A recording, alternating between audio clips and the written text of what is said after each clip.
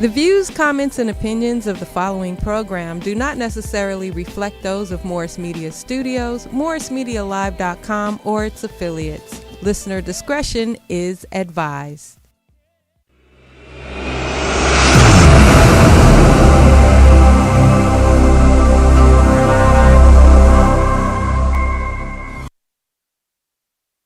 You say then that the United States is not the black man's country. Definitely American laws are not black men's laws. No.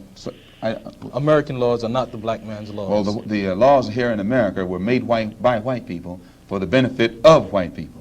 The Constitution was written by whites for the benefit of whites. It was never written for the benefit of blacks. And when you read the Constitution, I think in Article 1, Section 2, or Section 1, Article 1, some one of the two, and it's in the Constitution. It says that it classifies black people as 3/5 of a man. 3/5 of a man, subhuman, less than a human being. It relegates us to the level of cattle, hogs, chickens, cows, a commodity that could be bought and sold at the will of the master. No, it was written by whites for the benefit of whites and to the detriment of blacks. And when a black man stands up talking about his constitutional rights, he's out of his mind. So the only solution is separation. And the Honorable Elijah Muhammad. It's been a long time. Shouldn't have left you. Welcome to Melanated Politics, y'all. Oh, yeah. How's everybody doing? I'm David Harper. And I am Eric Clark. Thank you so much for tuning back in, and thank you for tuning in for all of the first-time viewers and for everyone that has been supporting us. Thank you so much. Yes, indeed. What's cracking, Mr. Harper? How's everything been going? Before we get it cracking, how's everything been going, brother? Talk to me. I talk back as always. Everything's been good, just enjoying family, trying to stay cool, but enjoy the weather at the same time.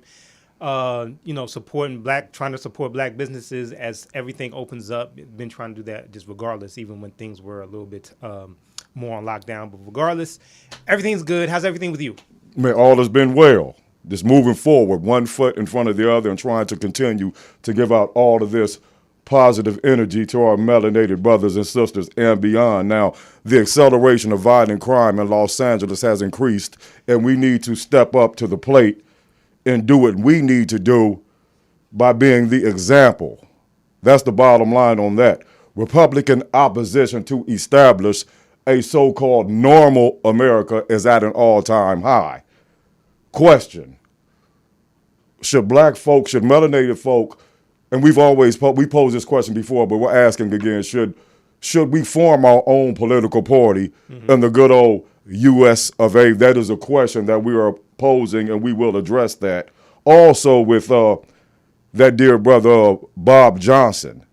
But first, there's a very important day in the United States and beyond, and it is on June 19th, and we call it Juneteenth. So let's check that out, DJ. Juneteenth means to me progression, transition. Juneteenth, a cross between June and 19, commemorates the official end of slavery in Texas on June 19th, 1865. That's over 2 years after the Emancipation Proclamation was signed into law by President Lincoln. News of their new freedoms was slow to reach some slaves throughout the country, and historians theorize that Texan slave owners suppressed the information in order to get one final cotton harvest from the slaves. On June 19, 1865, Major General Gordon Granger and Union troops arrived in Galveston to announce the war had ended, and delivered General Order No. 3, which proclaimed that all slaves were free. The first official Juneteenth celebration took place in Texas a year later, and became a state holiday in 1980. Juneteenth is celebrated in many ways, ranging from parades to cookouts and other activities. But Juneteenth isn't just about celebrations. It also serves as a time to further the conversation on the legacy left by slavery in the United States, and as a means of discussing ways to address it, like the hotly contested topic of reparations. We recognize our lineage as a generational trust, as inheritance. And the real dilemma posed by reparations is just that, a dilemma of inheritance. It is impossible to imagine America without the inheritance of slavery. First sponsored by John Conyers in 1989. And Ta-Nehisi Coates said it very well in addressing Juneteenth. I'll just say this. the fact that, it was late for my brothers and sisters to find out in the state of Texas that slavery was done because they wanted one more run of cotton, is indicative of the struggles that our country is still dealing with now when it comes to what Malcolm talked about, that, your constitutional rights and just rights for every melanated person in this country. Black folks, I hope we can understand, yes, sir, what Juneteenth means, but also the fight that we have to put on to still have that equality, because it's not equal yet. Why is that video important? It's important because if outlets like this don't show these type of videos and continue to push the reality and the narrative of Juneteenth and the reality that we went through at that particular time and are still continuing to go through, it will be forgotten. And it's like a lack of having a soul, to have blood dripping through your body of those that came before you that made it possible for us to be here right now, to forget about that because it was so-called a long time ago. It's unacceptable for us to forget about Juneteenth. And it is acceptable for us to remember and continue to have our celebrations like we just saw, and continue to put our shoes in those who lived but did not live, and just existed at that time. After the release of more than, the low number is 300,000 hostages and kidnapped enslaved melanated folks, we had nowhere to go. So that was the reality of the situation, but we excelled and we continued to move forward. And here we are now, and Texas was the first state to acknowledge Juneteenth legally and legislatively. And that's why I always celebrate Juneteenth, and that's why it's so important to all of us. Your thoughts again. I believe the House just passed Juneteenth, making it a national holiday. It was, believe it or not, it was bipartisan. So Republicans agreed to it. Democrats definitely agreed to it. The Democrats in Texas pushed for this for a great deal. The sisters, their names elude me right now, but I think Barbara Lee is one of them. Yes. Barbara Jackson. Barbara Jackson. Barbara Jackson Lee. Barbara Jackson Lee of Texas. So this is American history. And when people talk about American history, they have to understand that this is America's stranglehold that they put on the black community, and they just released it on Juneteenth. And now they're saying, hey, it's a holiday, which is great, but this is the beginning or parts of a longer conversation of like, this whole conversation isn't over. There's more to it. Moving forward, the Republican resistance to a so-called normal America is at an all-time high. The resistance, whether it be voter suppression, a lack of legislation regarding police reform due to the killings of unarmed black folk in this country. There's been a lot of window dressing.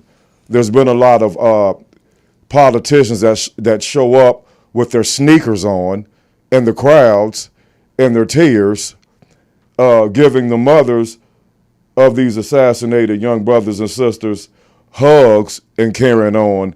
But if this is a country of laws, which are man-made, then laws need to be passed. Put your money where your mouth is.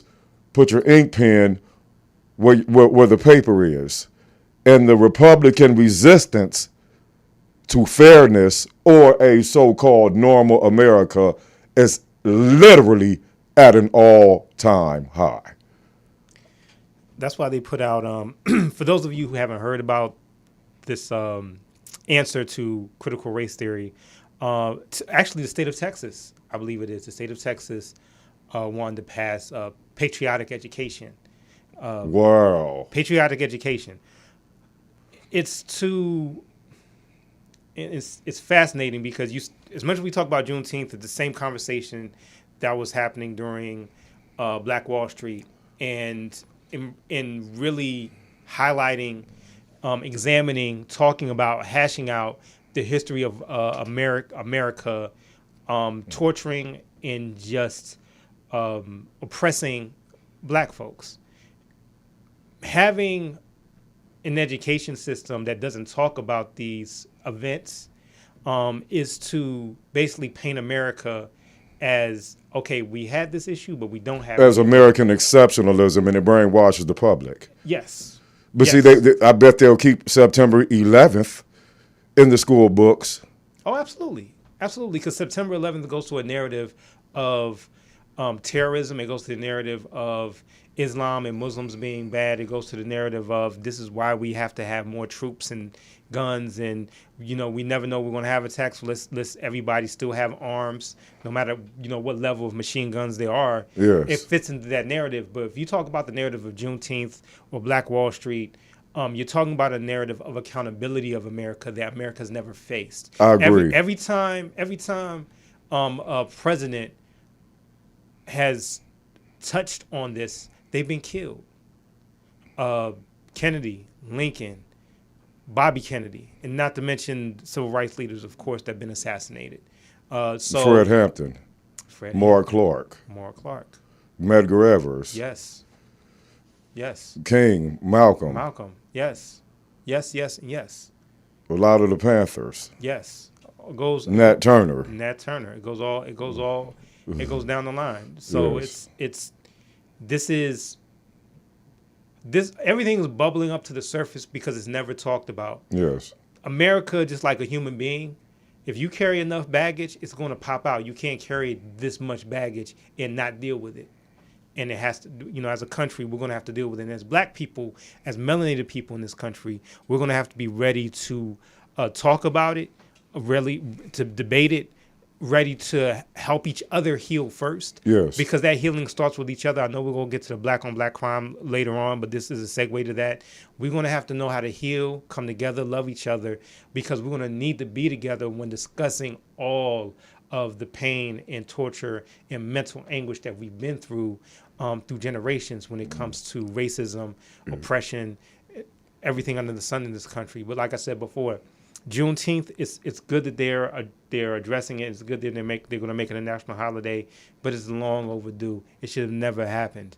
Juneteenth should have never, ever happened, but a lot of things should have never happened to melanated people in this country, but here we are. And if we don't celebrate Juneteenth, but we celebrate all this other stuff, we need to do a group jump off a bridge, because Juneteenth is more important than spending our hard-earned dollars on all of these insignificant holidays that have nothing to do with our past, present, or future. I agree. There's no argument there with me. Some of the biggest shenanigans going on right now, and we kind of like touched on it a little bit on our prior show, is basically the Republicans' resistance to form a 9/11 style commission on the events that happened on January 6th, the so-called insurrection. When the Proud Boys and the Klan and the KKK and the Aryan Nation decided we're going to storm the Capitol because they were unsatisfied and they did not accept the results of Joe Biden, his election win.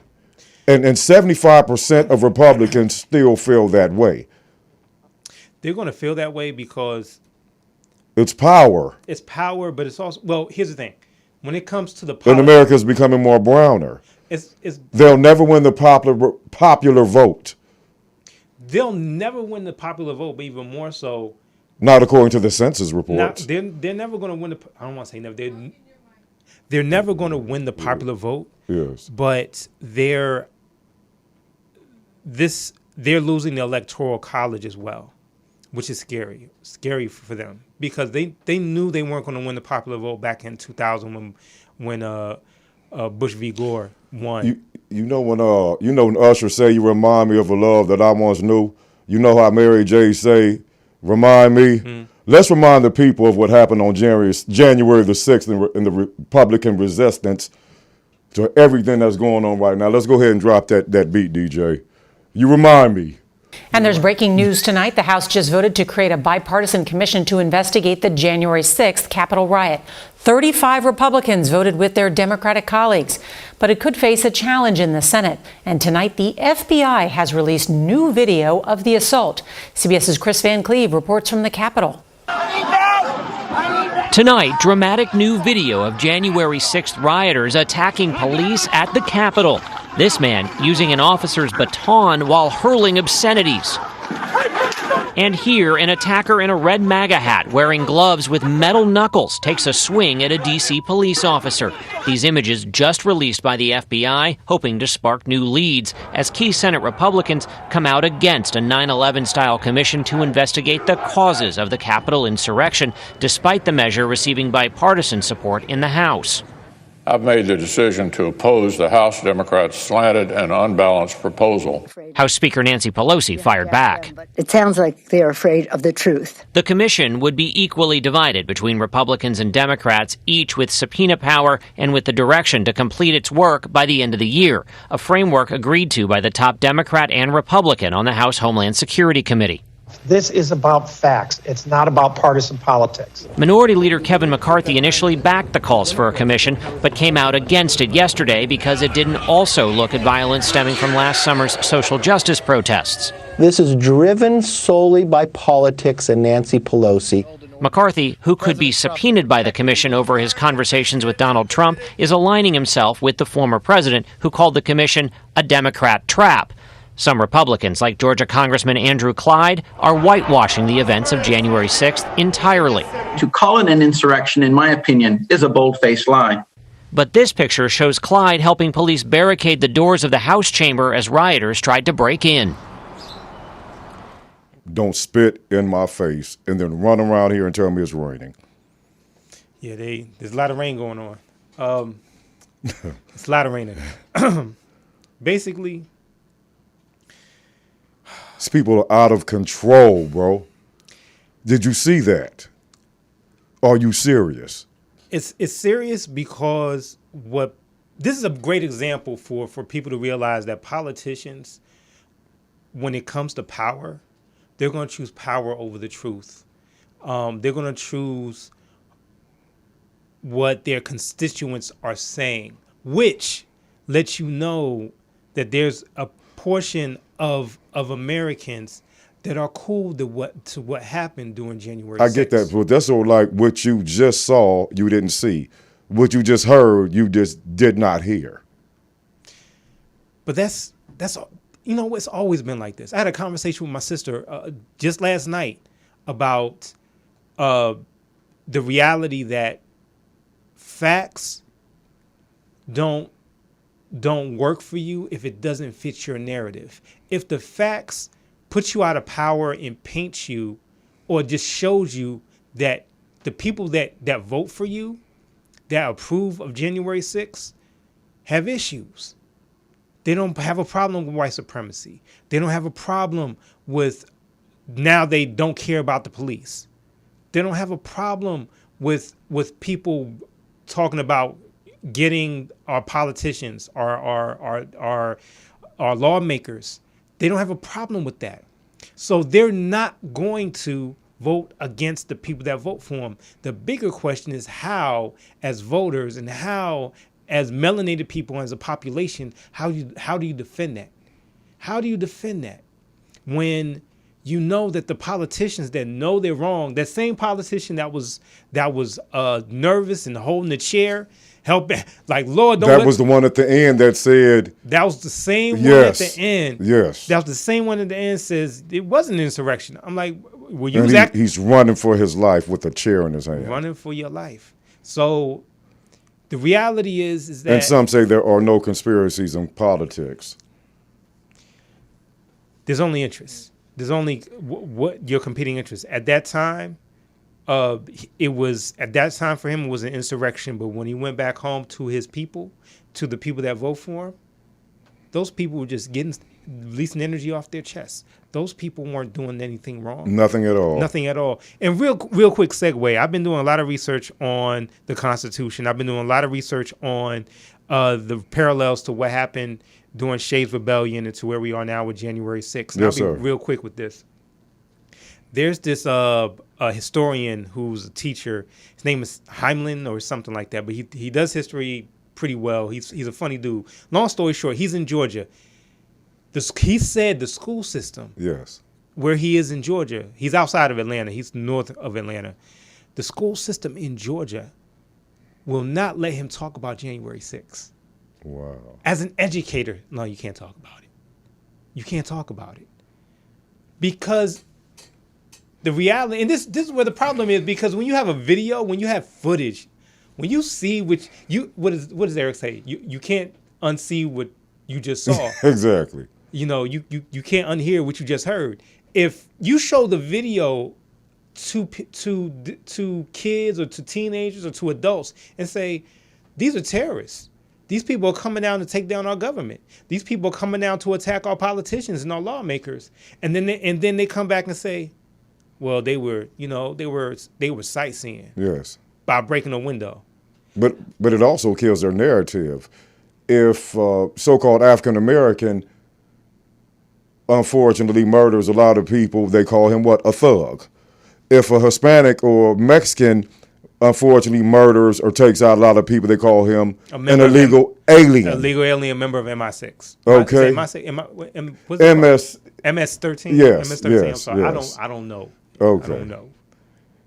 But if white folk, whether it be Timothy McVeigh, whether it be that dude in Vegas, whether it be the guy, whether it be Columbine, whether it be no matter what mass killings there were, they call him as a lone wolf dude with a mental issue. So the narrative will change if they keep it real around these here parts and they're straightforward, no cut, no chase, or honest about the events that led up to January the 6th and the participants.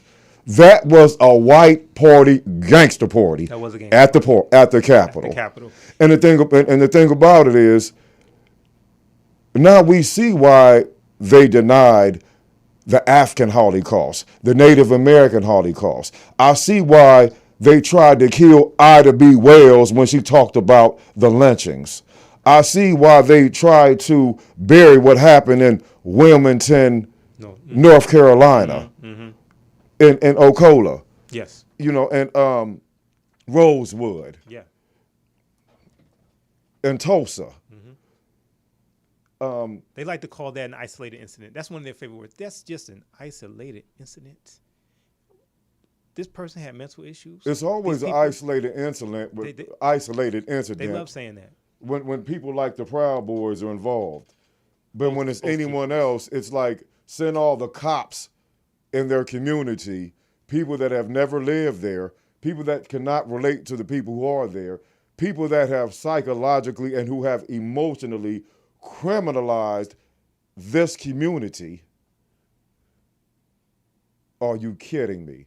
You know, that video, I'll say it again, do not spit in our faces and then give us a umbrella from the Dollar Tree and tell us it's raining.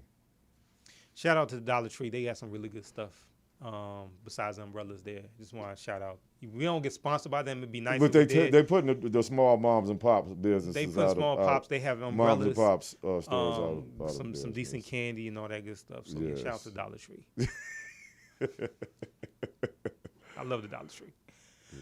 But you're absolutely right. You're absolutely right. This is the narratives that they try to spin. Jokes. Yes. We are not just about melanated serious politics. We do enjoy and have jokes in between. But we don't joke around when it comes to the seriousness of again black and brown folks being oppressed, and of course narratives like what Eric was talking about, them saying if they're Latino or from another country, they'll say they're illegal aliens. If they're black, they're thugs.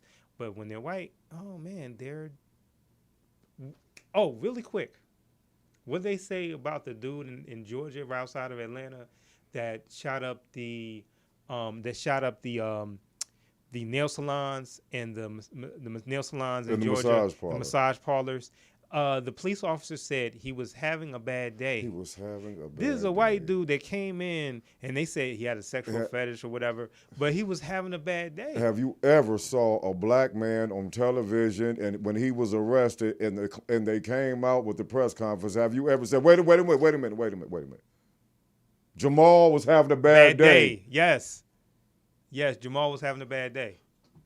Come on, man. So we highlight these things because it would be funny if it weren't so serious. Yes, and the other thing is that unfortunately, the media lets them get away with it. All of them, they let them get away with it. As far as the not holding them like, wait a minute, he's having a bad day. He's having a bad day. There's only a few people in media that I've seen really call folks out, call the police officers out, like he's having a bad day. Oh, you gonna give Dylan Roof? You gonna go to Burger King for Dylan Roof? Come on now. Well, I don't know how much money that guy got. That guy that was incarcerated along with Dylan Roof, the guy who, killed the brothers and sisters in that church in South Carolina. But it was in the media that a brother beat him up, and a lot of people send the guy some money. And hey, if he got beat up in jail, he got beat up in jail. Things happen. They just told Dylan, hey, it was raining. Don't worry about it. Told Dylan it's raining. Don't even trip. But just the overall just voter suppression laws, the overall not taking accountability for the Trump shenanigans, as far as not taking account, it's still Republicans right now that still push the narrative that Joe Biden is really not the president. You still have QAnon supporters out there. You still have the minority leader in the House, Mike McCarthy. He's still out there. You still have the daughter of the Confederacy, a new spokeswoman, Marjorie Taylor Greene. Mm-hmm. You still have Jim Jordan out there. David Duke's drinking buddy. You still have all these people out there that still could continue their narrative, and they're in positions of power, and it's so gerrymandered, and it's so so many communities and towns have been redistricting has been played a major part in who has been elected, and they just continue to hold their power. Now, we've talked about the problem. What is the solution as far as melanated folks and what the Republicans continue to try to do legislatively and with their narrative through their media knives and guns? Because remember, politics is nothing but war without bloodshed. And we've been in perpetual war. We've been in the melanated people have. So what's the solution to the fight and the struggle and the attack, the latest attack by the Republican resistance to a so-called fair, normal America? Listen, in this war we call politics, the weapon you use is really being up on who is writing the policy, who's your lawmakers, who are your legislators. Voting, often you have to vote. I talked to shout out to my sister Tia. Hey Tia. I talked to my sister Tia about this last night. The difference between, and I'm just going to keep it melanated for this conversation, for this. I'm not going to talk about just party like Democrat, Republican in that sense. I'm talking about melanated. The lawmakers right now, with the voter suppression laws, the Patriot education mandates that they want to put out, is for two reasons. One, They don't want as many black people voting in mass as we do in general in elections. Two, and they also want to change the narrative over facts in our history.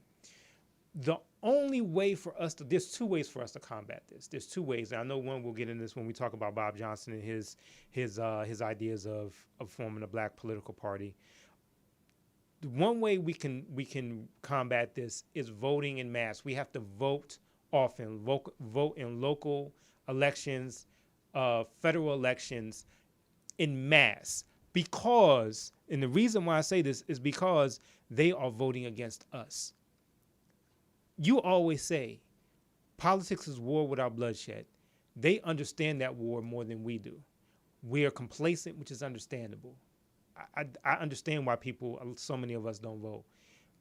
But the only way to combat this is voting, knowing who to vote for, and financially finding a way for us to really help each other economically, so we're not at the mercy of the government in some ways when it comes to finances, or we have some independence when it comes to finances, and that means supporting black businesses. That means supporting each other in a different way. So there's not any one step. There's several steps to doing it. Another thing that we'll talk about when we talk about black on black crime, or the violence that's going on in our cities, is that we have to love each other, and we're going to have to stick together. You and I often talk about we're from two regions. You're from where? Say it loud. I'm from Compton. You from where? I'm from Compton, man. Have you ever heard anybody say, I'm from Compton, man? Where you from? It speaks for itself. You from Compton. You from Compton. I'm from Fort Washington, Maryland, Yes, PG sir. County, the DMV. Yes, sir. DC, Maryland. I was born in Virginia, partied in DC, grew up in Maryland. Yes, sir. That's where I'm from. We're from two different coasts, but we're brothers. We're brothers. Yes, sir. We're on a show with an incredible sister who's holding on to and continuing her father's legacy. We got put together by another sister. Talk about it. This is how you bring black unity together. We're not all the same, but we are common in so many different ways. So when we're talking about elevating each other, whether it's politically, financially, with any type of equity, this is how you do it. That's deep. Well, it starts at the basic level. It starts at the core level. It starts at the respect level, because any successful relationship, whether it be as a group or individually, starts out with mutual respect. And it's crazy that you mentioned that, because when we first started out together, we really did not know each other that well. No. David Harper and I, we met each other doing political work, and we became good friends, and we clicked and connected off the start. And we were like, hey, Morris Media, let's go ahead and make it happen. Let's do what we need to do. Thank you, Sheena and Poetess, by the way. Thank you so much for this. And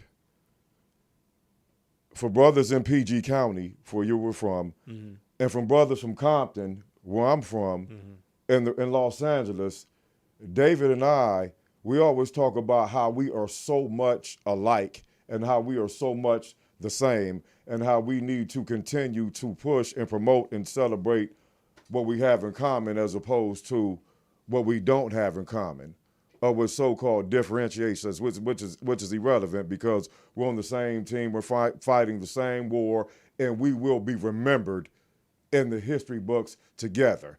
If we fall out right now, hypothetically speaking, we still will be remembered in the history books together as two brothers that lived in America in 2021, and we both have sons. We will be remembered together. So the question is this: how will we be remembered? Will we be remembered together? Or will we be remembered fighting, being petty, judgmental, nitpicking, forgiving everyone else that doesn't look like us, but being too hard on each other? How long will that continue? That's why we continue to get played, because we're too busy at each other. And that needs to stop. And who's ever not with that, we need to just put them to the side. We don't have any more time to give any more speeches or, just like Black Moses. And I'm not talking about Isaac Hayes, who was Black Moses. I'm talking about Harriet Tubman. As she said, and I'm phrasing or paraphrasing, I would have went back and rescued, saved, and got a lot of more of our people if they knew they were slaves. Because you cannot fight what you cannot see, and you cannot fight what you doesn't know which exists. We have a 3-part series entitled "Are We Our Own Worst Enemies?" Bottom line, no, of course not. Our dear brother Malcolm X, he had a famous speech called "The Hate That Hate Produced." Chuck D had on that song, "Can't Tell You That the Hater Taught Hate." That's why we gangbanging. Yeah.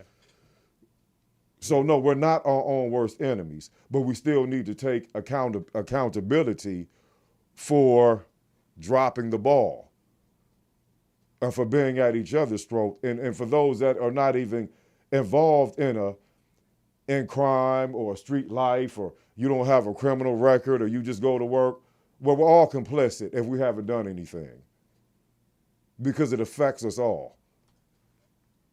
Now, since we're on solution, because we can look at it as problems or we can view it as challenges. We choose to look at these situations and these issues as just mere challenges. And one of the other things that we always talk about around this time is we need to form our own Black melanated political party within this country. I mean, if for people that believe that reparations should have happened as they were promised centuries ago, the Republicans that back then that play the role of Democrats now, they would have made it happen. Joe Biden, President Obama, Hillary, Bill Clinton, Nancy Pelosi, Chuck Schumer, Dick Durbin, the Congressional Black Caucus, they would have all made it happen. Okay, the only way we move the needle forward from our own perspective is to form our own political party. That's what they done in Angola. That's what they done in Ghana. That's what they done all over the globe when it comes to melanated resistance and acquiring power and going from being at the bottom politically to the top. No argument. I mean, that's a great point, and I think that. Yes. I think that this has been talked about before. Yes. It's been talked about before, all the way. So, I definitely have my thoughts on it, but I'd rather let before I jump and give you my thoughts, I'd rather let Bob Johnson talk about it a little bit, and talk about what he felt like. What he feels like when it comes to having an own Black party. It's the same question. Mm-hmm. Should we form our own political party in the United States of America? Let's see what Bob Johnson says. You were on Squawk Box a few weeks ago talking about reparations, and now this. I mean, you're definitely thinking big. What leads you to the idea that a new party, an independent party, is what's needed? Well, I've been convinced for a long time that 40 million African Americans who tend to vote as a bloc in one of the two parties limit their leverage in getting action from both parties. And I think it's time that African Americans form an independent party, not be an appendage of one party or ignored by the other party, and using their leverage in a democracy to say we stand for things that are principally focused on the interests of the 40 million African Americans, and not have that diluted by trying to be a part of another party where the interests may diverge and oftentimes do diverge. And it's been a fact that had African American interests been fully embraced by one or two of the dominant parties, we wouldn't have the tremendous social, economic, racial issues that we have now. Okay, so I've heard this I want to call it an argument, but this thought for many years, and it's not a thought that I disagree with. But in order to make this happen, to really work, and not just put it out there as a thesis or an idea, to put it into practice, it will take Black folks coming together in a way that hasn't been seen. It will take money. We spend our money on everything else. It goes beyond money. It goes beyond money. It goes to Black folks.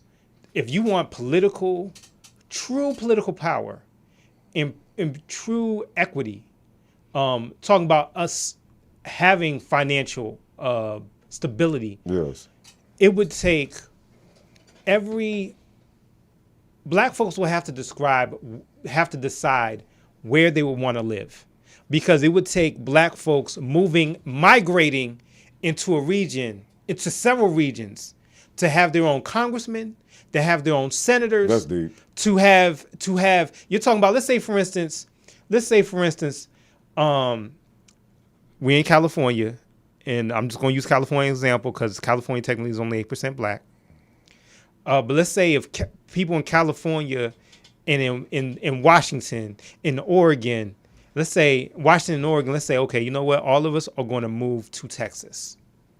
You know what I mean? And let's say Black folks from Nebraska, Oklahoma. We did that before. It was called the Great Migration. Right, but coming from the South. But let's say we migrate back. Yes. And let's say we lock up, let's say 4 or 5 states. We just need like 4 or 5 states, because whether it's electoral or popular. And this is not a new ideal. But that's the only way you're going to get that done. That's the only. We would have to lock up 4 or 5. That 40 million. I get that, but the question is, should we form our own political party and stop messing around with these Republicans and Democrats that we continue to chase our tail like a dog chases a tail, just around and around and around and around. If we can't move and do like what we said, it won't matter. See, because this election, we might get the cracker. The next, we might get the cheese and the cracker. The next one, we might get the whole Lunchable, man. You know what? I'm glad you had the cheese, the cracker, because this show is about to change real quick. The show is about to change. The cheese and the cracker and the whole Lunchable. You saw that we got the cracker. Like, my intention, I'm like, okay, we're going here with it. Okay. And then you said the cheese. No, like, okay. just for the record, they didn't have saltine crackers, man, back then. To my brothers, understand this, man. That word cracker comes from how they used to crack the whip on us, brother. Absolutely. That's how the sound of the whip cracking. Exactly. We called them crackers, man. That's right. Has nothing to do with a cracker. You put a cheese on it and put it down your mouth. That's right. It's not a racial derogatory thing for white folk. That's what our people call the people that crack the whip on us. Thank you. Go ahead. Thank you. Go ahead. But the only way that works unless we move, because as long as cheese and crackers, as long as we are separated in different states, yes, it won't matter, because yes, if we're not together regionally, that political power is diluted. Yes. Not just what Bob Johnson was talking about. Yes, if we form our own political party, yeah, that sounds good. But that candidate is going to be weak, because we're like, let's say for instance that candidate comes out and says, "Hey, vote for me," and I'm in freaking. And I don't take personal shots at brothers. You know what I'm saying? That's not. Well, at certain Republicans, obviously I have, because it is what it is. It is what it is. And whomever it is what it is. But some of the criticism regarding Bob Johnson is, dude, when you was running around here with BET and had Donnie Simpson and Midnight Love and all this other stuff and carrying on, huh? What was a black political party before you sold it to Sony? Huh? Okay, full disclosure. No, I'm not saying I feel that way. Actually, it was. But I'm saying the criticism on Bob Johnson is Bob Johnson is not a black dude with a squeegee at 76 by the 10 freeway saying this. This is one of the most powerful brothers who ever lived in the United States. Absolutely. The criticism of Bob Johnson, full disclosure, I did. I don't want to make it about him. I know, but she's saying. I'm just saying, if brothers like him, brothers like him are not willing to. It makes it look good. It makes them sound good to do that. It does. That's just a fact. I know what you're saying. And Bob, full disclosure, I did do an episode of Planet Groove back in the day. I had a little dance with Rachel. I didn't know you were on Planet Groove on BET. I was on Planet Groove, but when BET you never told me that, man. Was in BET. I just told him for the first time. When BET was in DC, I was on Planet Groove one time. Kathy Stanley, former producer there. So you was hanging out with Donnie Simpson? I was not hanging. I was hanging out with Rachel. You gotta look like Donnie Simpson without the green eyes. No, nah. But oh gosh. But Bob Johnson, Bob Johnson is it would be something different. I'll give an example. The difference between him and Byron Allen, again, not calling him out. Byron Allen was very much in the same boat in the sense of going on to get along when it came to black media. But when they tried to screw him, he's like, no, he went all the way black. And now he has his own black network and this, that, and the third. And suing companies like McDonald's for not using black advertisement and black advertisement companies. So he put his money where his mouth was. Bob Johnson is just like kind of talking. But what he's saying isn't wrong. It'd be nice if he put some more skin in the game. What he's saying isn't wrong, but I feel like in order to do it, it'd be nice if Bob Johnson say, hey, this is how we do it.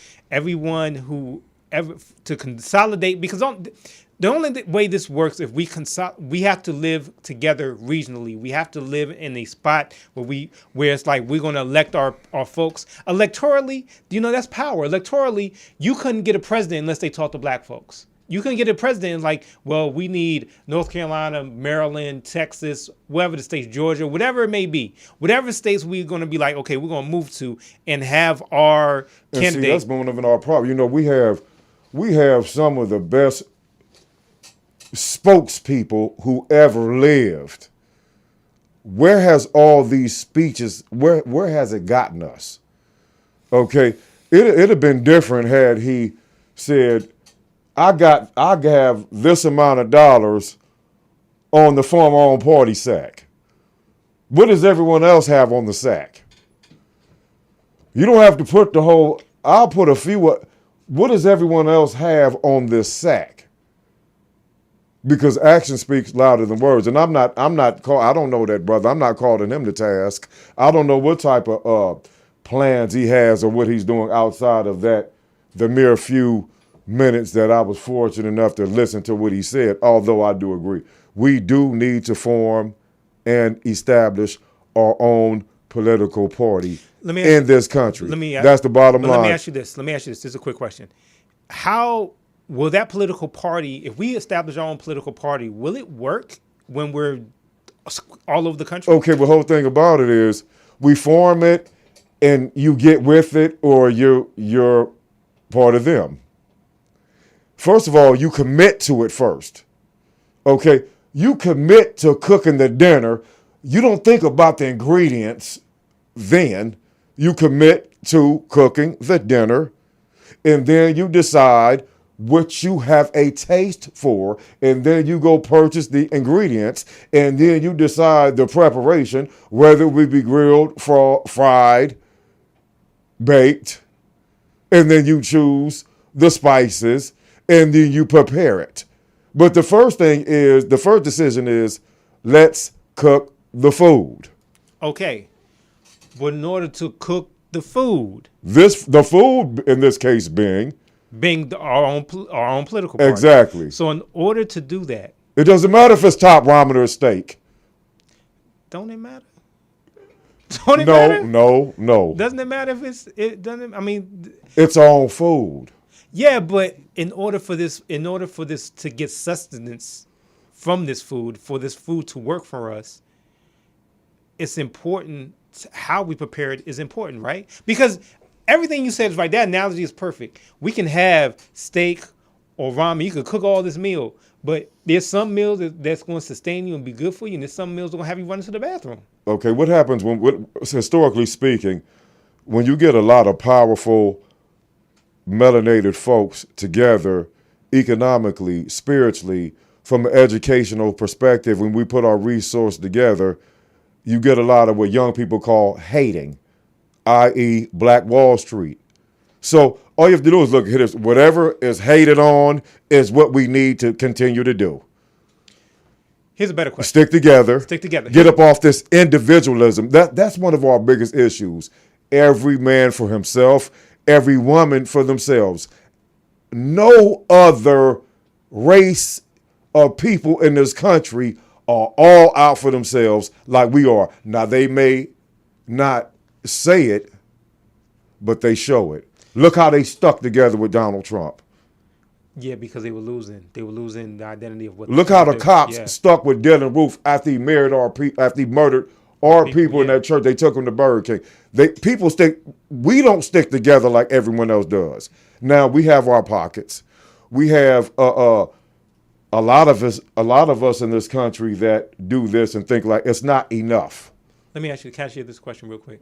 Yes. And this is a topic for another show. Yes. We can go into this much longer. Do you think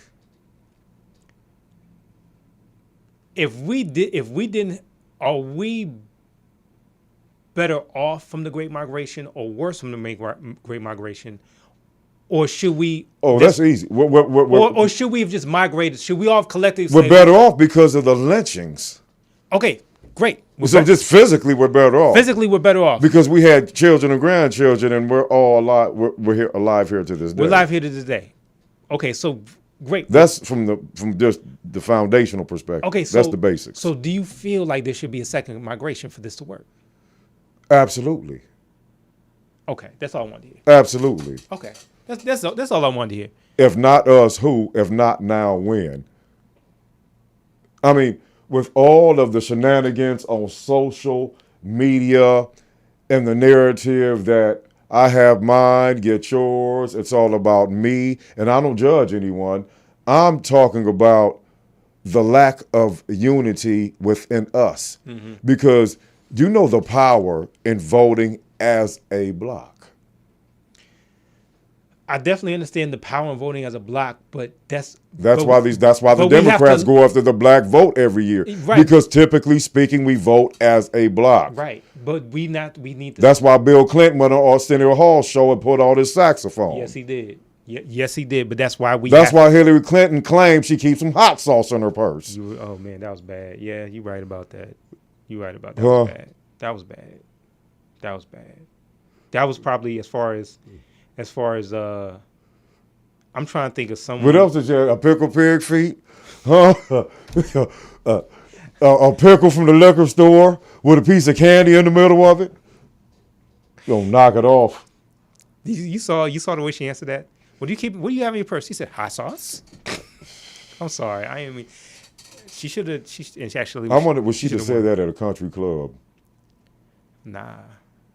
But here's the thing. We need our own political party. We need our own political party. I know that. I do understand that to have it. But we're gonna have to put in the work to do it. Because we can't just say it. We got to do it. And it's gonna be fascinating to see. I would love to pose this question. If Bob Johnson, and this is a question to Bob Johnson, Oprah Winfrey, people, the billionaires, Jay and Beyonce, whoever, and say the billionaires say, hey, would you put some money in the pot to help black folks move to regions where their vote will mean more to their community than it is in the state that we're in now? Would you support that? Will the NFL, the NBA, will all these guys like, listen, we need true political parties where we can leverage our vote. And the only way to do that is if we move to regions where we're collectively have our congressmen, have our senators, have our local officials, have our police, have all of those things. That would be easy. Locked up. They could. The only thing they would have to do is say, we are not playing in the NBA Finals until the NBA puts some money towards this. When the NFL playoffs start, that we are not playing any playoff games until the NFL puts money towards A, B, C, Here's or the D. thing: they wouldn't It's even, not they wouldn't hard. even need. They wouldn't even it's need. a commitment. They just need to come together and put in the pot. They don't even need the NFL. You see NBA what permission. happens when the Milwaukee Bucks decided they were not going to play as a result of that unarmed brother being killed by the cops. Right. Exactly. But they wouldn't even need the permission from the NBA. They wouldn't need the permission from the NFL. They just would need the NBA players say, hey, let's chip in, and it's all from different. They all have different. But we get everything else we want, even if it's not good for us, right or wrong. True. Absolutely. But I still think I would love for us to discuss this on a deeper level. I definitely would love to discuss this on a deeper level. Looks like we have a phone call. Let's take the call. Hello. Hello, David and Eric. How you doing today? Doing well. Hey, how you doing today? Pretty good. How you brothers doing? All is well. Just trying to stay cool, talk a little politics. What are your thoughts on the topics? I understand. What are your thoughts on the topics, my brother? The political landscape has got really interesting, but one of the things is I actually did like my boy Eric. I took a look at the right at Fox News, and it looks like the right, all they're doing is specializing in grievance politics. Mm-hmm. They don't have anything of substance. They just complaining about Black history, LBQT, whatever they can, just to mobilize their base from an emotional standpoint, not substantive. So I just kind of watch that and find that to be rhetorically entertaining. Not much else. But in terms of what you gentlemen were saying about the Black political party, mm-hmm. I think that's a great idea. And the thing about it, whether we are geographically located together or widely dispersed based on communication devices, I think the thing is policy development. I think the main area of concentration should be developing policy that's measurable and have clear intended and unintended consequences. I think if we can do that, I think, policy can always be presented in a way of what it can cause to succeed or fail. But the one thing I do agree with Brother Eric about is we do need to operate as a collective, mm-hmm. because people do take an individual perspective on things. But as Black people, we've all benefited from a collective. Now, we don't have to be monolithic, but we all do share the same social reality. And that should be our common factor, if nothing else, regardless of our personal beliefs, philosophies, what have you. So I find that to be an interesting concept. And it seems like the infrastructure for that, such as the Congressional Black Caucus, is in place. But it does need to be more of an independent entity so it can operate with more leverage. Mm-hmm. Mm-hmm. And that's just kind of my take on things as I see from that standpoint.